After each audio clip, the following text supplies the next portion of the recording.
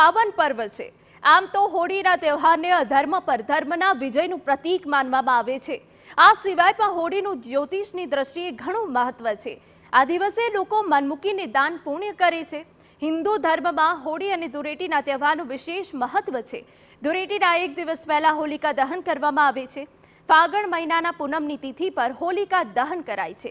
ત્યારે હોલિકા દહન ભદ્રા રહિત પ્રદોષયુક્ત પૂનમ દરમિયાન હોળી પ્રગટાવવામાં આવે છે। પરંતુ આજે ભદ્રાની છાયા છે, ત્યારે રાત્રિના 11:13 12 થી 20 મિનિટ સુધી શુદ્ધ સમય દરમિયાન હોલિકા કરશો તો ઘણો લાભ મળશે।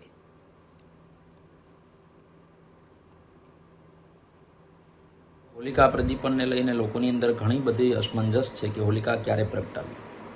તો હોલિકા પ્રગટાવવાનો જે સમય છે એ આ વખતે પૂર્ણિમાના દિવસે ભદ્રાની સાથે સિંહ રાશિનો ચંદ્ર છે, એટલે કે જ્યારે સિંહ રાશિમાં ચંદ્ર હોય ત્યારે ભદ્રાનો સ્પર્શ છે એ પૃથ્વીલોક ઉપર થતો હોય છે। માટે આ વર્ષે ભદ્રાનો સ્પર્શ પૃથ્વીલોક ઉપર છે। માટે ઉત્તમ મુહૂર્ત છે 24 તારીખે રાત્રિના 11:14 લઈ અને 25 તારીખે સવારે સૂર્યોદય પહેલાં એ સમયની અંદર ઉત્તમ મુહૂર્તની અંદર હોલિકા પ્રદીપન કરવું જોઈએ।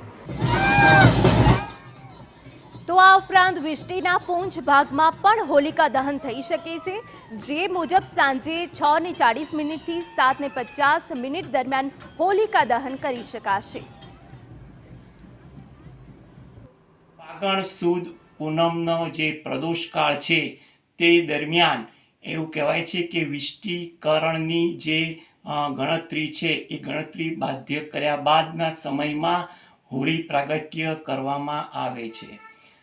આ વખતે સમય હોલિકા માટેનો જે 18:50 થી 19:50 દરમિયાન તેમજ રાત્રે 23:20 થી 24:20 દરમિયાન સુધીનો સમય શાસ્ત્રોક્ત રીતે વધુ સહમત થાય છે।